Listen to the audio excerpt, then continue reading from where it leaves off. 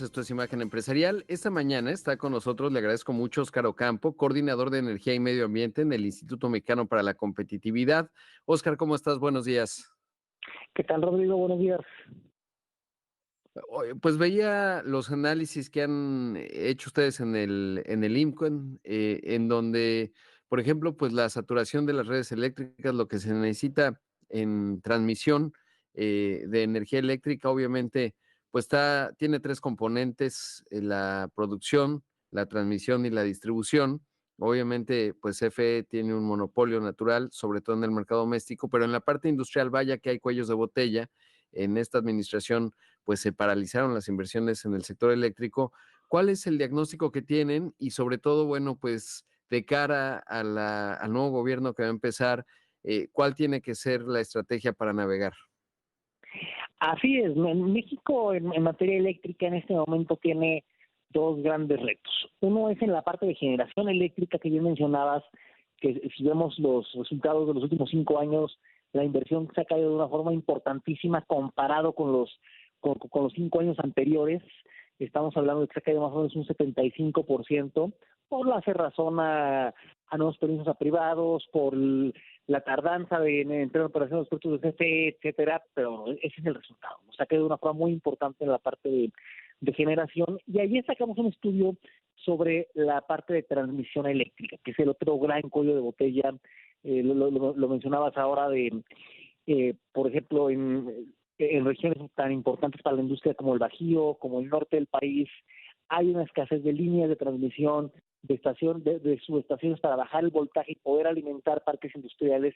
Y el tema con las redes eléctricas es que precisamente son un monopolio constitucional, natural, de la Comisión Federal de Electricidad y en este sentido, bueno, depende de las inversiones del Estado, ¿no? Y si revisamos, por ejemplo, los últimos 10 años, ha habido una subinversión sistémica en la transmisión eléctrica y en un contexto donde la demanda crece de una forma muy acelerada, por encima del 3% año con año, donde tienes la urgencia de agregar más generación renovable, variable, como intermitente, como solar, fotovoltaica y eólica.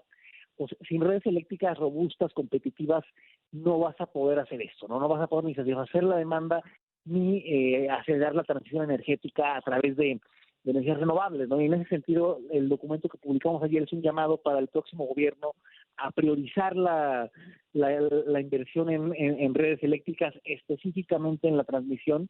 Y también hay que ser realistas, ¿no? Las finanzas públicas están presionadas, tenemos un déficit de 6% más o menos del PIB, y pensar, bueno, ¿cómo sí se puede financiar esta infraestructura? ¿No? También es un llamado a utilizar todos los mecanismos de fondeo que legalmente existen para financiar estas expansiones, ¿no? Como pueden ser desde las asociaciones público-privadas, desde los instrumentos bursátiles financieros, como puede ser la fibra E, algo que ya hizo la CFE en 2018, o otros instrumentos como pueden ser los ECADES o los CERTE, ¿no? Es decir, diversificar todas las fuentes de financiamiento posibles, porque las inversiones que requiere la transmisión eléctrica son muy significativas, hay que decirlo.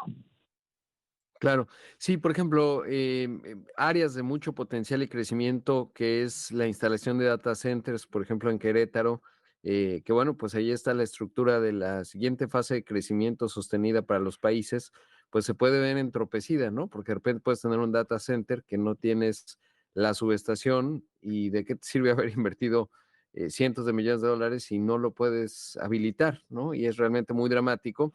Sobre todo además, y ahí me gustaría que nos contaras un poco cómo se da la planeación, porque no es que dices, bueno, pues si no salgan al mercado y lo compramos rápido, tienes que ir construyendo por adelantado la infraestructura que vas a demandar, y claramente el mundo está yendo hacia un mayor consumo eléctrico. ¿Con qué tanta anticipación se tiene que hacer? Acabamos de ver el ejemplo más importante, que son los centros de datos, y Querétaro pues, es el gran clúster de centros de datos, ¿no? Que un centro de datos, si tú no tienes una red de telecomunicaciones robusta, suficiente agua y suficiente energía, no puede operar, ¿no? Para operar un centro de datos requieres una confiabilidad por encima del 99%, ¿no? Por razones obvias, ¿no? No puede haber una falla porque eso tendría implicaciones en millones de consumidores. Y en Querétaro un gran problema era justo ese, la subestación para bajar el voltaje y poder alimentar estos centros de datos que ya hay inversiones muy importantes de Microsoft, de Amazon, etcétera, de los grandes jugadores de centros de datos del mundo, ¿no? Y en la parte de la planeación, no, pues precisamente cuando se va a instalar una central eléctrica, sea una central que opere a partir de gas natural, sea una central que opere a partir de energía solar fotovoltaica o eólica, se tiene que hacer un estudio de factibilidad y determinar si existe o no o más bien qué refuerzos se requieren para la red, para que esta central se pueda conectar al sistema sin poner en riesgo el, el sistema eléctrico en su conjunto. Recordemos que en México la planeación de las redes eléctricas la realiza la Secretaría de Energía. La Secretaría de Energía y las instruye a la Comisión Federal de Electricidad, es decir, le ordena a la Comisión Federal de Electricidad a través de el Programa de Desarrollo del Sistema Eléctrico Nacional, que es PRODECEN, que es la planeación del Estado mexicano, el documento rector del Estado mexicano para el sistema eléctrico, ¿no? Y allí se instruyen las obras que la Secretaría de Energía considera claves para garantizar la seguridad, para garantizar la confiabilidad del sistema, y a partir de ello es una hoja de ruta que CFE debe seguir para llevar a cabo las inversiones. Ahora, esto no siempre sucede, ¿no? Porque los intereses de la Secretaría de Energía no necesariamente son los mismos que la CFE, que los intereses de negocio de la CFE, y eso es completamente lógico. Así es que no siempre están los avances que desearíamos de las obras instruidas, ¿no? Si vemos cuántas obras han instruido contra el avance que reportan en la construcción de estas obras, pues sí hay una diferencia muy importante. Por supuesto. Oscar, ¿qué señales recoges de la nueva administración en términos de la nueva directora, que bueno, pues tiene un perfil mucho más técnico?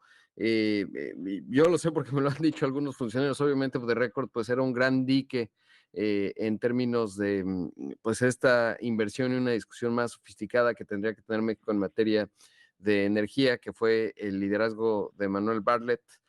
Todavía en la CFE, pero ¿qué señales recoges? ¿Se ve más pragmatismo, no? ¿Qué sabes tú que estás muy especializado de Emilia Esther Calleja, que será la directora de CFE?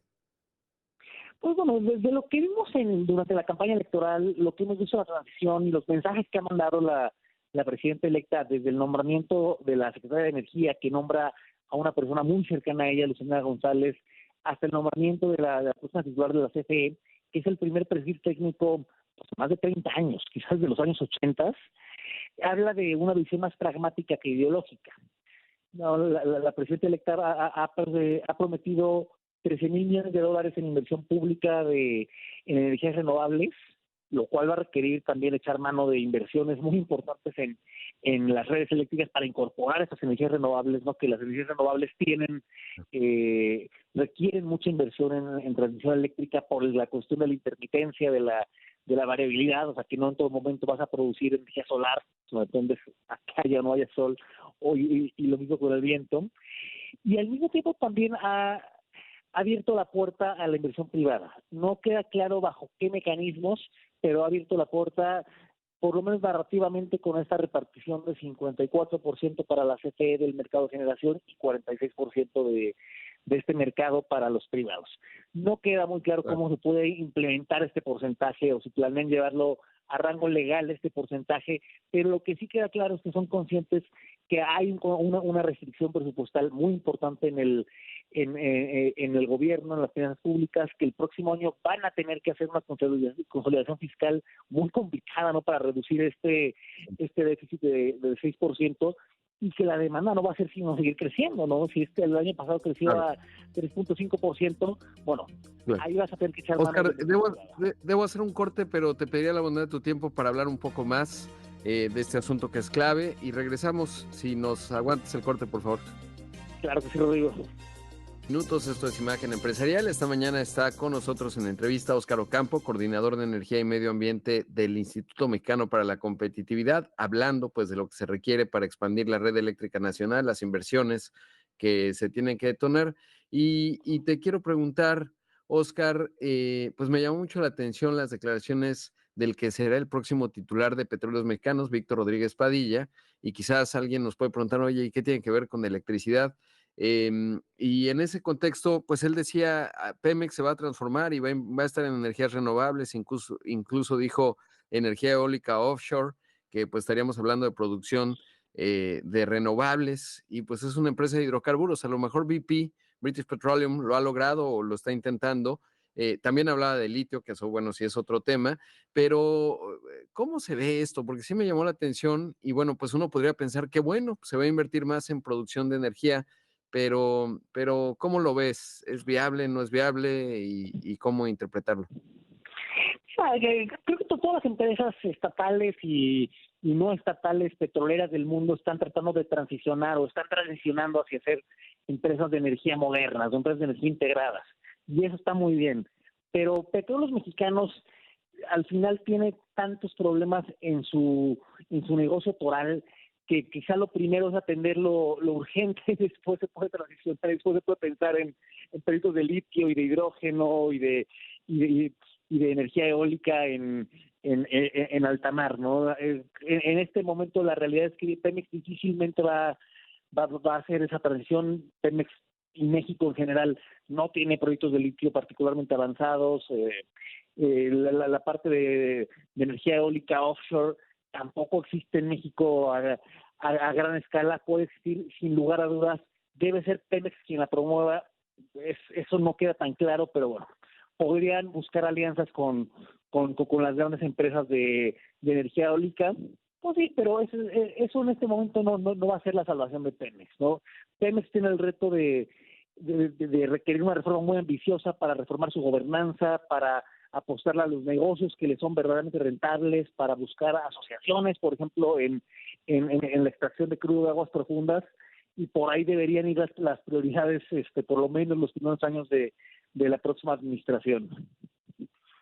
Sí, la verdad es que fue muy extraño, digamos, esa declaración porque, pues sí que nada más con lidiar con los vencimientos de bonos de deuda, que lo hacen bien, más bien lo hace Hacienda, pues tiene suficiente, ¿no? Como para tener objetivos. Ahora, un amigo que conoce muchísimo me dice, sobre todo la regulación que permite la energía distribuida por encima de los 500 kilowatts, que ya se convierte en una fase crítica. ¿Qué tanto, además de la inversión, tiene que ver con regulación? No solo de cara a la inversión, sino de cara a lo que se puede hacer hoy desde el punto de vista legal.